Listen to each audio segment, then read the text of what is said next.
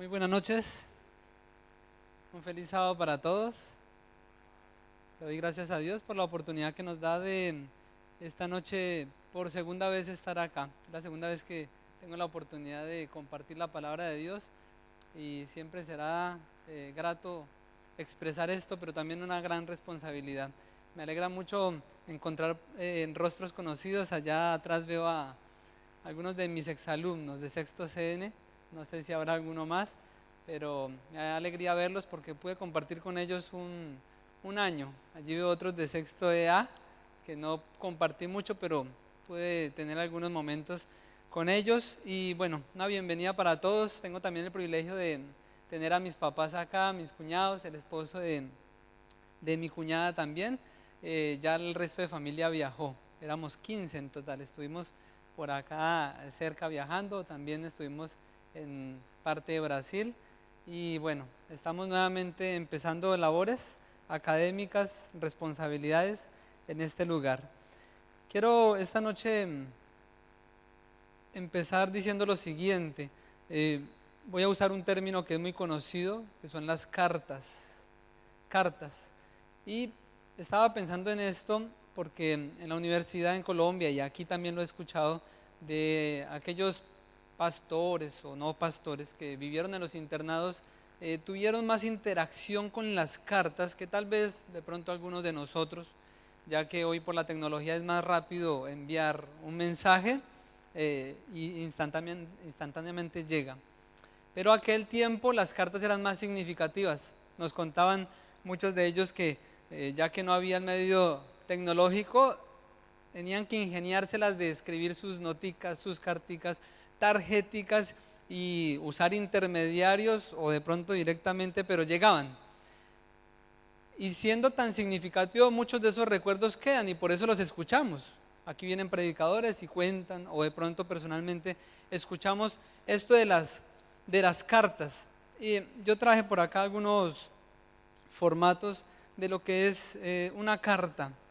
Aquí tengo uno, de pronto lo pueden ver en la pantalla. Una carta con una estructura formal, digámoslo así, porque hay cartas con estructura informal donde solamente escribimos o damos algún dato, pero formalmente esto es un bosquejo, ¿no?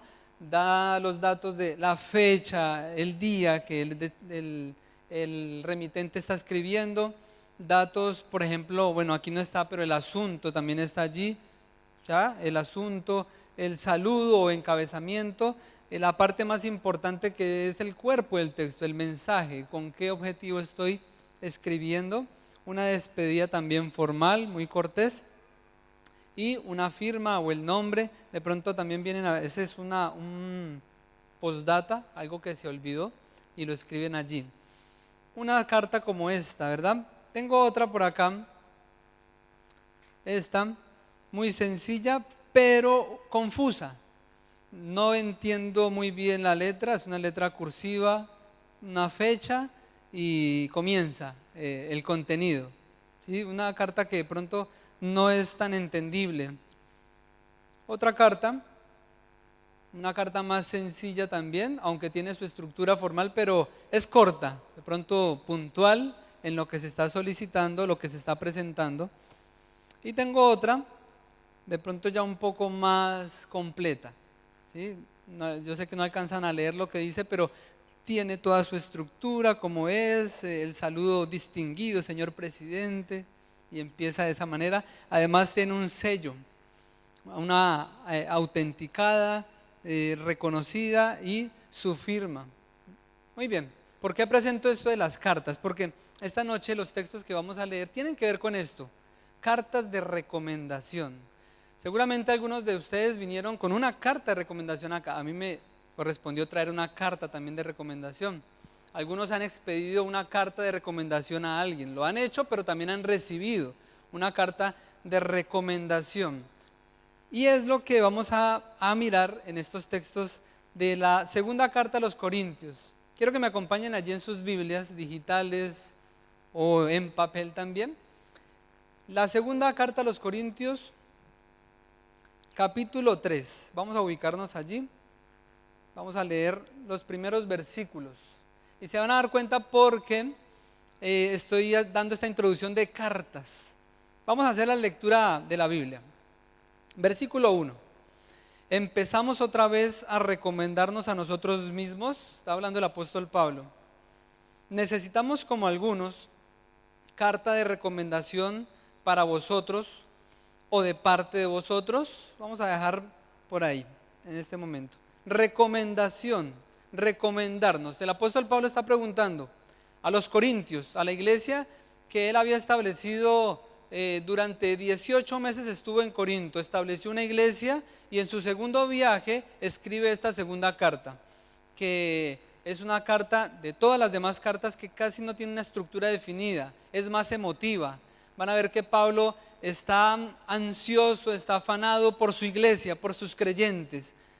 Pablo es el ejemplo del apóstol o del discípulo de Cristo que ama a su iglesia y que sufre por su iglesia y que llora por aquel que se desvió y que hace todo lo posible por ir hasta allá. Yo pienso en el tiempo de Pablo. Hoy hay medios de llegar un poco más rápido a algún lugar, por alguna emergencia, algún colectivo o si es posible el avión, pero llegamos un poco más rápido. Pero en aquel tiempo no.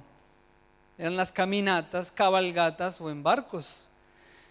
Y Pablo está angustiado por su iglesia porque hay problemas. En la primera carta pudimos ver en Corintios los problemas que hay. Las cartas se escribían con propósitos de instrucción, para anclar algunas doctrinas, ¿cierto? O para solucionar algunos problemas. Y Corinto no era la excepción.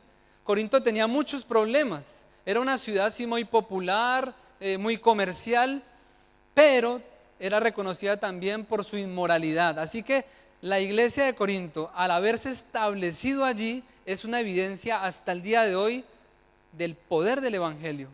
No hay excusa para decir esta ciudad, este pueblo, esta aldea, este país es muy corrupto, hay demasiados problemas para que el evangelio llegue.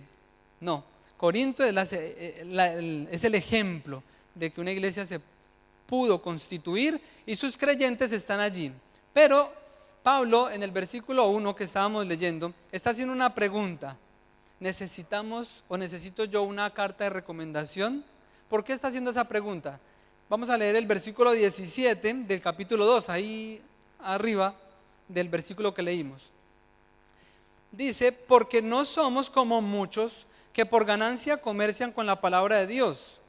Al contrario, con sinceridad, como enviados de Dios, hablamos en Cristo ante Dios. Como muchos, dice allí. Es decir, que había un problema. Y los versículos que vamos a leer y el contexto del capítulo 3 está enmarcado en un contexto de conflicto. Y es interesante ver esto, ¿no? Porque cada vez que la predicación del evangelio se va a dar, cada vez que testifiquemos de Cristo, cada vez que tengamos deseos de hacerlo, siempre vamos a tener conflictos, problemas.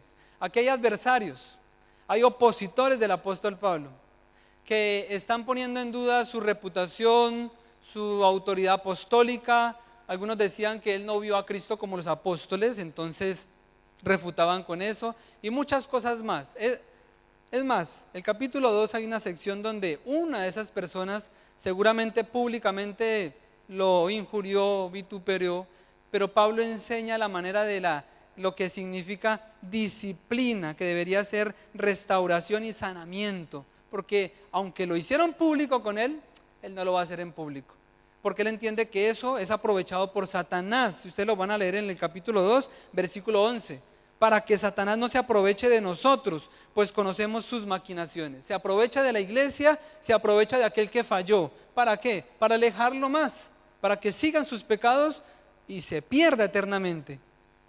Pablo es un pastor que está trabajando con su iglesia y en medio de todo ese conflicto, él ve que hay otros falsos maestros, hay otros falsos apóstoles que además de que lo calumnian, están enseñando otras verdades, ¿sí? Están enseñando otros conceptos que la iglesia está reteniendo y está aceptando. Les está causando como que bueno, esto parece como correcto. Y ellos traían cartas de recomendación. ¿Por qué? ¿Qué hacía una carta de recomendación? Muchos de los misioneros que viajaban tenían que llevar su carta para que pudiese servir, digámoslo así, de evidencia, ¿sí? de que era el mensaje de la iglesia apostólica, era el mensaje correcto y no era tal vez alguna herejía de cualquier persona. Era para la seguridad de que el mensaje se pudiera dar. Así que llevaban cartas y algunas de estas personas traían sus cartas. Y Pablo pregunta, ¿yo también debo traer entonces cartas de recomendación? Y las cartas eran populares. Romanos Pablo recomienda a Febe, a la iglesia de Roma. Él mismo usó cartas de recomendación cuando perseguía a los cristianos. Las usaba para llevarlos a Jerusalén y confrontarlos. Y muchas cartas se pueden ver allí. Pero quiero hacer una primera pregunta esta noche a todos los que estamos en este lugar. ¿Quién te recomienda como cristiano? No estoy hablando quién te recomienda como estudiante, como empleado, como jefe, como aspirante, no. Mi pregunta es, ¿quién te recomienda como cristiano? Donde yo vaya, aquí en este lugar, en mi casa, en el trabajo, donde viaje, en vacaciones, colportando tal vez, ¿quién me recomienda a mí que soy un cristiano? Lo que digo, lo que soy, ¿quién me recomienda? ¿Cuál es la carta que yo llevo de recomendación? Bueno, podemos tener cartas de un pastor para ingresar, no, pero no me refiero a eso. Voy a entrar al segundo versículo, porque aquí da la respuesta el apóstol Pablo. Dice, versículo 2 del capítulo 3, nuestra carta sois vosotros, escrita en nuestro corazón, conocida y leída por todos los hombres. Pablo está usando una metáfora, está usando lo que en sentido figurado lo que es carta, ¿ya? Y entonces le dicen, yo no necesito cartas de recomendación, no porque esté jactándose de que él es popular, de que tiene poder, de que tengo autoridad, pasé tantos años en la universidad, soy conocedor de la palabra, no. Ya vamos a ver de dónde saca esa suficiencia o a qué reconoce esa autoridad. Lo que él está diciendo es que sus creyentes, esa iglesia que había crecido, era el monumento que se levantaba de su trabajo fiel como siervo de Dios. Esas personas que se habían mantenido fieles al Señor y que aunque tenían algunos problemas, eran la evidencia, eran la carta de recomendación de su ministerio apostólico. Interesante y extraordinario lo que Pablo está haciendo acá, porque Pablo en esta metáfora menciona dos cosas. Primera, que los creyentes tenían la ley de Dios y su palabra en sus corazones, es decir, era la evidencia de que eran verdaderos cristianos. Ellos tenían la palabra de Dios y su santa ley en sus corazones. Y la segunda evidencia sería que eran cartas vivientes escritas en el corazón de Pablo. Eran el sello de su apostolado, lo dice en la primera carta. Eran su sello, eran la evidencia de que lo que él había hecho era de parte de Dios y estaba correcto.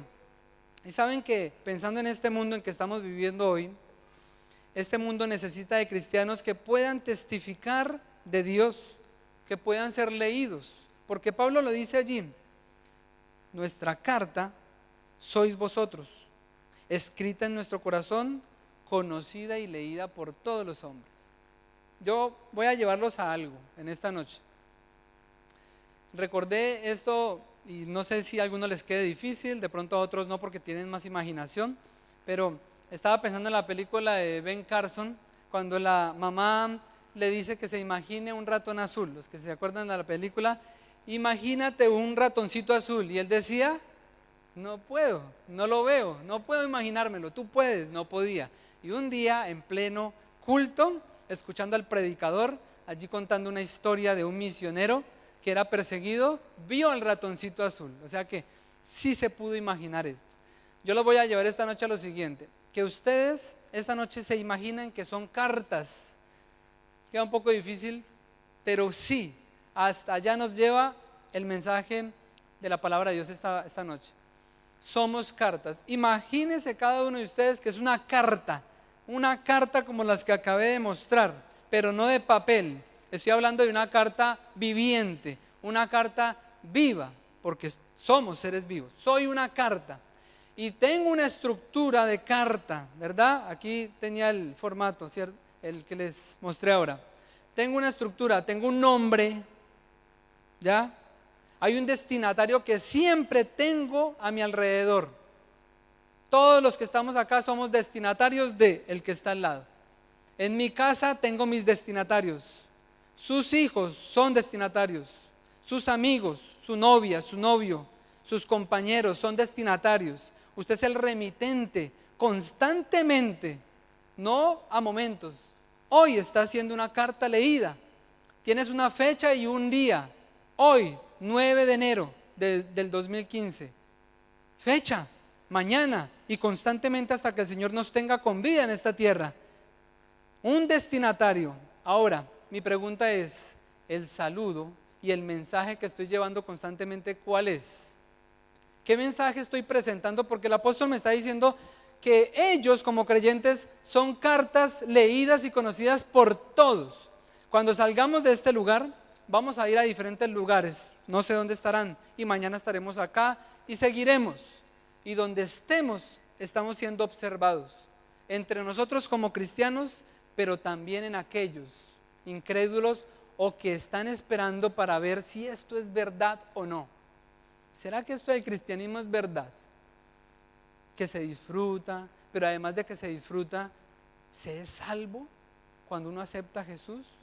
Y desafortunadamente, mis queridos, en el mundo cristiano en que estamos viviendo hoy, el apóstol Pablo está diciendo algo muy cierto. Si él estuviera vivo hoy, diría lo mismo. Versículo 17. Muchos comercian y trafican con el evangelio. Hoy el evangelio o predicar la palabra de Dios se ha convertido en negocio, ¿ya? A costa de la ignorancia de muchos, de la vulnerabilidad, de la inocencia, y se ha vuelto un tráfico de la palabra de Dios. Presentar a Cristo como Salvador personal, que salva y que restaura y que prospera y que te va a ir bien, es lo que se predica hoy en este mundo. En medio de todo lo que estamos observando y las noticias que estamos también escuchando de guerras y de masacres y de más tristeza cada día. En medio de todo eso se está traficando con el evangelio de Cristo. Y Pablo dice, como muchos, yo no soy así. Y esa certeza la está diciendo de que esas cartas que están escritas en su corazón, dice el versículo 3, vamos a leerlo, es manifiesto que sois carta de Cristo, resultado de nuestro ministerio, escrita no con tinta, sino con el Espíritu del Dios vivo, no en tablas de piedra, y en mi versión dice, sino en las palpitantes páginas del corazón. Qué maravilloso esto. No en tablas de piedra, sino en las palpitantes páginas del corazón. No es con cualquier tinta que se pueda borrar, es con el sello del Espíritu Santo. Es en el corazón, no en cualquier material. ¿Saben qué? El Señor con todo esto me ha enseñado algo, y es que, y el apóstol Pablo lo está enseñando, de que él no quería quedar bien, aunque era su ministerio, el ministerio que Dios lo había llamado a hacer, pero él quería hacer quedar bien a Dios. Él quería que la reputación de Dios, su honra, su nombre, quedara bien por mis actos, por mi manera de vestir, por mi manera de alimentarme, por mi manera de hablar, hasta por los pensamientos. ¿Estoy haciendo quedar bien a Dios o lo estoy rebajando? Como muchos hacían en aquel tiempo. Saben que hay un ejemplo que siempre lo traigo a colación porque lo tengo muy guardado en mi corazón, el ejemplo de Job. Pero más que el ejemplo de él, sí está resaltado en las palabras de Dios. Es el orgullo de un padre al decir públicamente a los representantes de todos los mundos y decir, y frente al adversario y al acusador que es Satanás, dice, ¿has visto a mi siervo Job? Pongan su nombre allí. ¿Has visto a mi sierva? ¿Has visto a mi siervo? Hombre intachable, recto, temeroso de Dios, apartado del mal. Y más adelante dice, en los versículos capítulo 2 de Job, dice, y que aún retiene su integridad cuando me incitaste para que lo destruyera, para que lo acabara. Satanás siempre incitando para destruir un ser humano, y el Señor dice, aún retiene su integridad cuando está sufriendo, cuando tiene problemas, cuando está en la prueba. Hombre intachable y recto, temeroso de Dios y apartado del mal. Y saben que el ejemplo que Jesús nos dio tiene que ver con eso también. ¿Cómo no sentirnos apartados de Dios para que donde estemos siendo leídos? pero no leídos nosotros, sino que Cristo se esté leyendo en mí.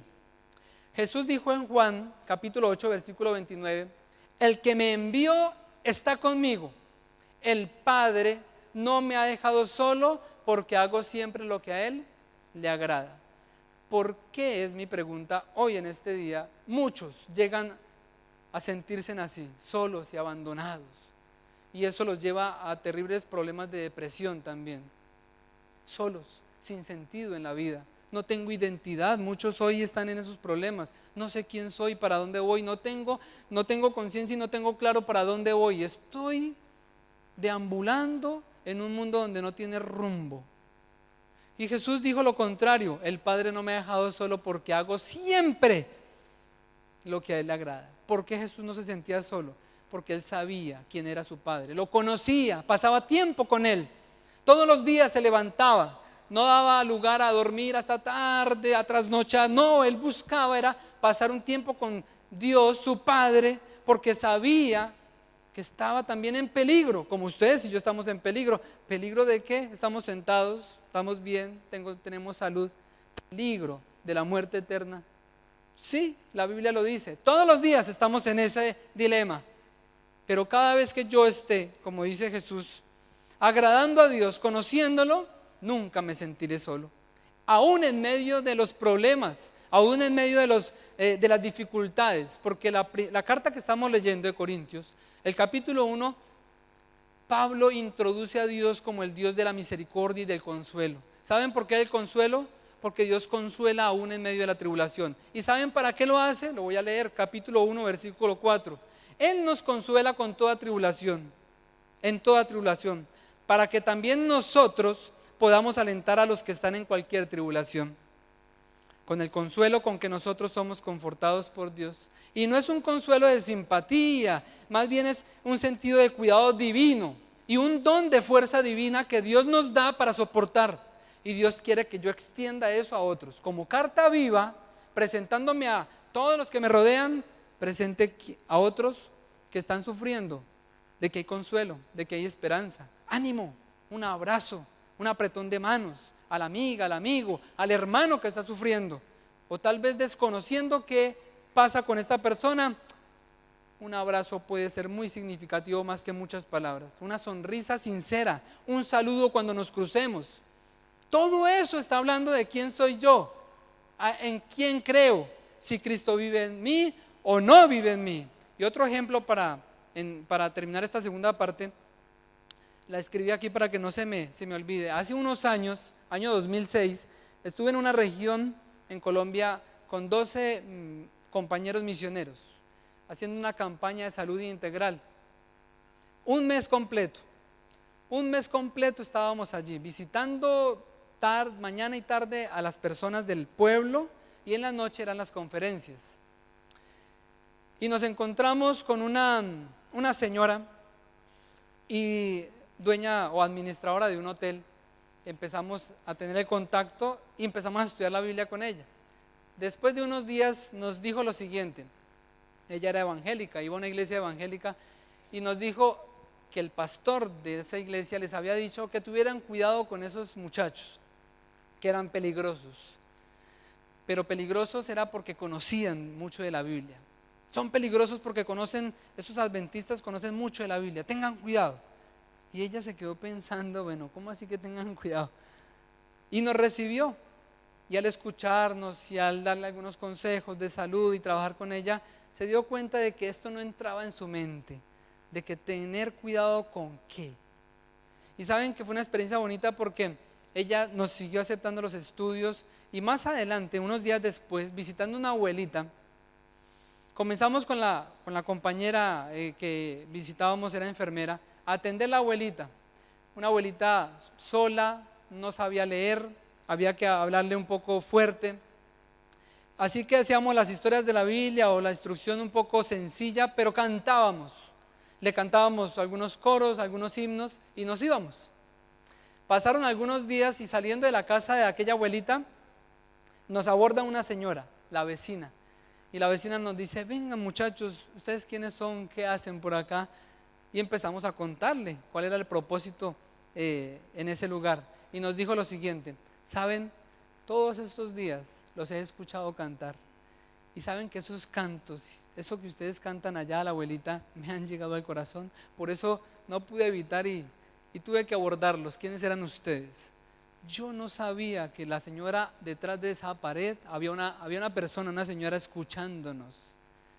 Hermanos queridos, jóvenes, donde quiera que estemos, y cuando lo hacemos con naturalidad y con sinceridad, un saludo, cuando estemos cantando, cuando estemos caminando, cuando estemos expresándonos en medio de nuestras pláticas cotidianas, ¿estamos hablando de Cristo o no estamos hablando de Cristo? Cartas vivas, cartas leídas, cartas vivas que testifiquen. ¿Saben que el apóstol acá nos dice lo siguiente? Que el autor de esta carta es Cristo. El material es el corazón y el contenido, la ley de Dios, su palabra allí sellada con el Espíritu Santo. En este caso la pluma que fue usada fue Pablo. Entonces aquí entro a 3 dimensiones, 3 situaciones, como de pronto lo quieran tomar, que ustedes y yo debemos estar. Primera situación o dimensión: soy una carta viva. Soy una carta donde el Señor puede sellarme, su palabra puede interiorizarme, ¿cierto? En mi relación con Él. Dependiendo de mi relación que tenga con Dios, soy una carta viva. Segunda situación o dimensión: siendo una carta viva, sellada por el Espíritu Santo, de una relación con Cristo Jesús, ahora tengo una responsabilidad porque hay otras carticas que me rodean. Cartas pequeñas, hablo de niños. Cartas un poco más grandes, hablo de jóvenes, adolescentes. Cartas más grandes, adultos, pero estoy rodeado de cartas. Yo soy una carta y estoy hablándole a otros. Y en la tercera situación o dimensión, puedo, si quiero, ser escribiente de Dios. Ser el secretario o el cartero de Dios, como Pablo lo está haciendo, llevando cartas del cielo de salvación a las personas. Pero primero, él mantiene una relación salvífica con Cristo para poder llevar con evidencia y con certeza y con poder el mensaje a otras personas. Podemos ser los escribientes del Señor. Pero aquí quiero contar una ilustración de una historia que cuenta el pastor H.M. Richards en el libro Apacienta a mis ovejas. Los que lo han leído o los que no lo han leído, de pronto vayan a esas primeras hojas. Él cuenta la historia de un parque en Londres, ¿ya?, donde se situaban personas para decir lo que querían, lo que estuviera en sus corazones, en su mente. Era un parque libre para que expusieran. Y en medio de esas personas que se paraban allí en un banco, en una escalera, y hablaban y tenían seguidores, había un predicador predicando el evangelio de Cristo con algunos creyentes allí a su alrededor. Y en medio de las personas que lo escuchaban había un incrédulo, un escéptico, escuchando, pero no solamente escuchando, queriendo contrarrestar con lo que el predicador decía, entrando allí como en cierta discusión, pero el predicador no se dejaba llevar por eso, sino que él seguía predicando de Jesús. No pudo este hombre de pronto con el predicador, así que allí había entre los creyentes un hombre que hacía poco tiempo se había encontrado con Cristo Jesús. Había sido un borracho empedernido y su hogar había sido destruido totalmente por el vicio del alcohol, pero al encontrarse con Cristo ahora era una persona nueva. Este hombre incrédulo se acerca al creyente y le pregunta: ¿usted cree esto?, señalándole lo que el predicador decía. El creyente le dice: sí, yo creo. Bueno, ¿usted qué sabe del cristianismo? Yo no sé mucho del cristianismo. ¿Sabe cuándo nació Jesús? No sé. ¿Cuándo murió Jesús? Tampoco lo sé. ¿Dónde nació Jesús? No sé exactamente. Bueno, usted no sabe mucho del cristianismo. Burlosamente se lo dijo, burlonamente se lo dijo a este hombre. Y aquel hombre le dijo: bueno, aunque yo no sé muchas cosas, yo sé algo. Yo sé que yo era un borracho y que cada vez que llegaba a mi casa no había comida, llegaba a maldecir y a jurar y a golpear a mi esposa y a mis hijos. Mi esposa vivía en harapos, llorando, amargada. Mi hogar era un manicomio, era un infierno en esta tierra. Pero cuando yo escuché a este hombre predicar y acepté a Jesús como mi Salvador personal, toda mi vida cambió. Hoy mi esposa es una mujer feliz, que canta todo el día y viste agradablemente. En mi casa hay comida y cuando llego mis hijos ya no huyen, sino que corren a los brazos de su papá para abrazarlo. Eso yo sé. Hermanos, jóvenes, amigos, la palabra de Dios dice, Isaías capítulo 43, que nosotros somos testigos del Señor. Una carta que testifica, pero el testigo siempre tiene que decir algo y no falsedades. Puede ser un testigo falso, pero en este caso el Señor quiere que seamos testigos verdaderos, que podamos decir: yo sé esto, yo lo he vivido, yo lo he evidenciado, yo creo porque lo vivo, porque fui transformado por el poder del Señor. Aunque no tengamos a veces muchas respuestas, el testimonio vale mucho más y tiene más poder que muchas palabras. Y por eso esta iglesia de creyentes eran la carta escrita de Pablo, eran la evidencia de su ministerio apostólico. Los discípulos a Emaús, otro ejemplo del gozo que da de llevar el evangelio a otras personas. No sé, capítulo 24 de Lucas está esta historia.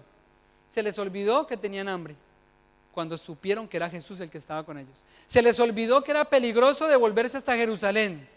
Se les olvidó que estaban cansados. ¿Saben por qué se nos puede olvidar todo eso, mis queridos? Porque había un mensaje que llevar. ¿Saben qué mensaje era? Tenían que hablar de aquel que había estado en el camino con ellos y que era Jesucristo resucitado. Y ahora tenían el mayor mensaje que jamás fuese predicado. Un mensaje de alegres nuevas, de las cuales dependen las esperanzas de muchas familias en este tiempo y en la eternidad. Y nosotros a veces nos quedamos con esas alegres nuevas para nosotros, sin compartirlas a muchos que están perdiéndose cuando tenemos algo del evangelio en nuestro trabajo, con nuestros compañeros. Sabemos que tenemos a un amigo, una amiga que va por un mal camino y en vez de ayudarle a entender, a recapacitar, a orar por esa persona, le ayudamos más bien para que se hunda. Jesucristo fue muy claro con esto. Jesús dijo: los tropiezos siempre van a existir y hasta el día de hoy siguen existiendo. Pablo tuvo opositores.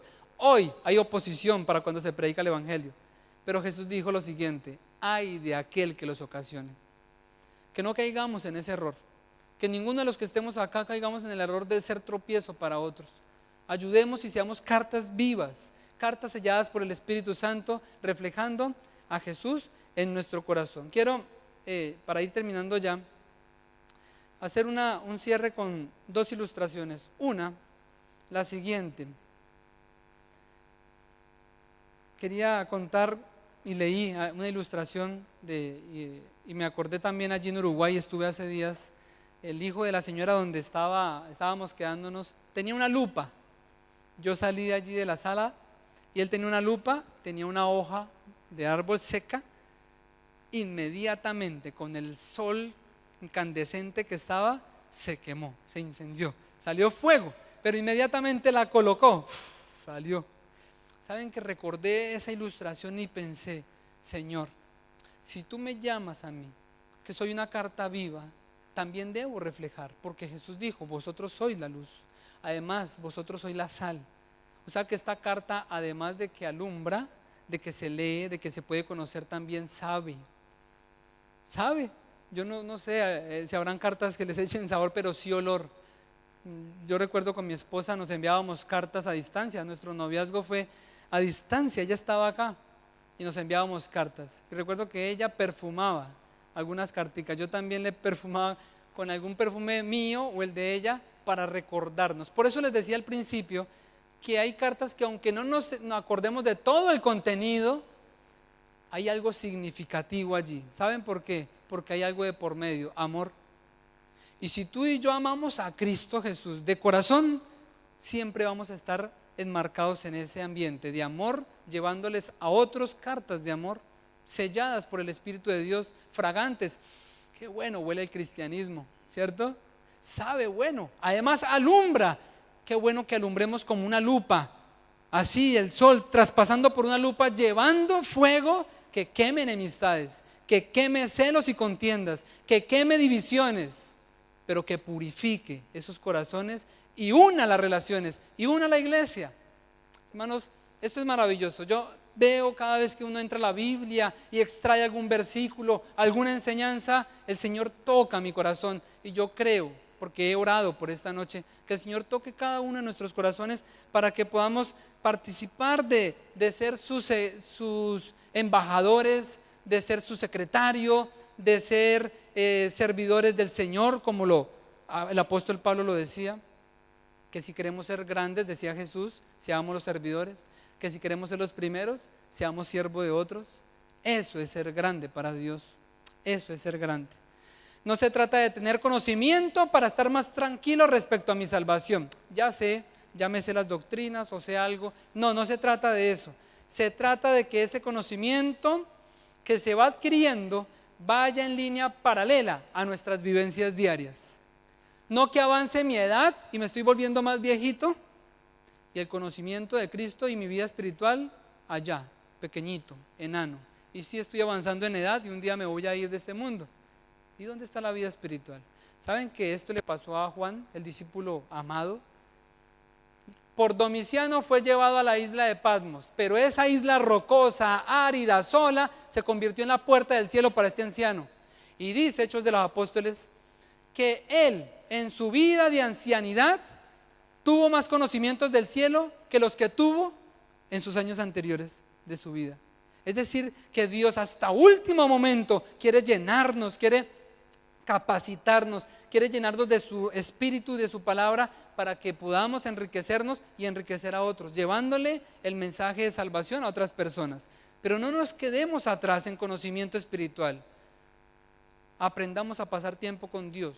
A medida que avanza el tiempo y nuestra edad, debería crecer también nuestra vida espiritual. No nos quedemos en el grupo que solamente ve cómo otros disfrutan de la compañía de Jesús. Eso es bíblico. Veían a Zaqueo con Jesús y otros pecadores y un grupo mirando, mire cómo comparte con pecadores. Con Mateo sucedió lo mismo, con la mujer y con otros pecadores, un grupo señalando, mirando cómo Cristo simpatizaba con ellos. No nos quedemos en ese grupo de observar cómo otros disfrutan y caminan hacia la patria celestial. Incluyámonos en ese grupo. Ese grupo es el que va hacia la patria celestial. ¿Saben que es interesante esto y me alegra mucho? Leí una frase que cada vez que pongamos una mano sobre el sufriente, en toda instancia es la mano de Cristo que se posa sobre él. Cada vez que yo haga algo, como dice Mateo 25, visite a alguien, le lleve alimento al hambriento, al sediento lo atienda, al enfermo lo visite, vaya a la cárcel y visite un preso, atienda a aquella persona que está presa en sus vicios, en sus problemas, que haga algo en un ministerio de servicio a otros. Es la mano de Cristo que se posa sobre esa persona y trae consolación, sanidad, paz y esperanza a esa persona, porque somos los canales. Dios se sirvió de Pablo para llevar el mensaje a Corinto. Dios quiere servirse de ustedes y de mí esta noche para que este año, mis queridos, este año, no el otro, no des más espera al Señor. Este año podamos causar la diferencia, que este año no sea igual que el pasado, que el antepasado. Este año estamos comenzándolo, es el segundo sábado de este año y es significativo, porque a veces pasa mitad de año y se fue el año, y llegó final de año, muchas cosas las dejamos atrás, no las cumplimos. Estamos empezando un año nuevo. ¿Qué nos depara? No sé, no soy profeta, no conocemos el futuro, pero lo único que yo sé es que esta noche el Señor nos ha hecho una invitación, que seamos cartas vivas, cartas de Cristo, selladas por el Espíritu de Dios, y llevemos un mensaje de esperanza a todos aquellos que nos rodeen. Quiero terminar con una oración y quiero invitarlos a hacer lo siguiente. Los que quieran hacerlo lo pueden hacer. Es una oración que quiero hacer corta, pero quiero que levantemos nuestra mano como símbolo. Es un símbolo que queremos hacer porque cada vez que un pecador ha caído, la única dirección en que puede ir es hacia arriba, como el hijo pródigo. El hijo pródigo dijo: me levantaré e iré. Y ustedes y yo somos pecadores. Tal vez hemos cometido faltas hoy, ayer, no le hemos pedido perdón a Dios, hay culpabilidad, pero es la dirección que podemos ir. Y no hay pecador que haya caído tan profundo que Dios no pueda extender su mano y levantarlo y rescatarlo. Por eso, como símbolo, quiero que hagamos esta oración. Yo voy a orar. Levantemos nuestra mano en símbolo de que queremos que Él nos escriba en nuestro corazón y seamos cartas, en este año, cartas vivas. Bien, vamos a orar. Padre de la misericordia y del consuelo, esa fue la presentación que el apóstol Pablo hizo de ti. Estamos esta noche aquí, Señor, agradecidos contigo primeramente por todo lo que has hecho por nuestra vida y por la paciencia que has tenido. Te damos gracias por tu Hijo Jesús, quien murió en la cruz del Calvario y que resucitó como garantía de nuestra salvación. Señor, levantamos nuestra mano y tú ves quién lo hace y quién no lo hace, pero que sabe que quiere levantarse hacia ti. Como símbolo, Señor, de que necesitamos de ti, de que necesitamos de tu presencia y de tu perdón y de tu fuerza, Señor. Queremos esta noche que tú hagas de nosotros cartas vivas y que selles nuestra vida con la sangre preciosa de Jesús, con tu Santo Espíritu, para que donde vayamos en este año, Señor, seamos cartas vivas, llevando el mensaje del Evangelio de salvación a otras personas. Bendito Dios, gracias por lo que has hecho con nosotros. Perdona nuestras faltas. Ayúdanos, Señor, y danos la fortaleza para poder avanzar en este mundo lleno de tentaciones. Líbranos del maligno y de la tentación. Es nuestro pedido en esta noche, en el nombre de Jesús. Amén.